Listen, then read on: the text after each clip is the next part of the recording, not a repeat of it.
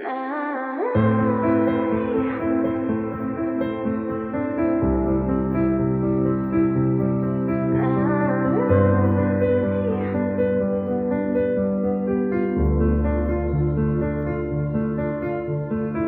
wag ka nang bumalik.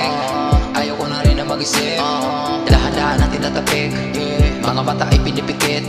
Salamat pala, pinasaya mo ko sa panandalian na oras. Tila ang lupa ay natutuyo sa pasong pinagtaniman ng mga rosas. Kaya ano pa ba ang pwedeng idagdag? Masasakit para ako ay malaglag. Sobrang pagod na mga mata ko, kakaiyak dahil sa natamo. Bakit ako napunta sa ganito? Dahil ba sa sobrang minahal kita ng higit pa sa sarili ko? Wala nang hilingin pa, kundi ang makalaya na. Dahil pagod na, pagod na, pagod na ang isip ko.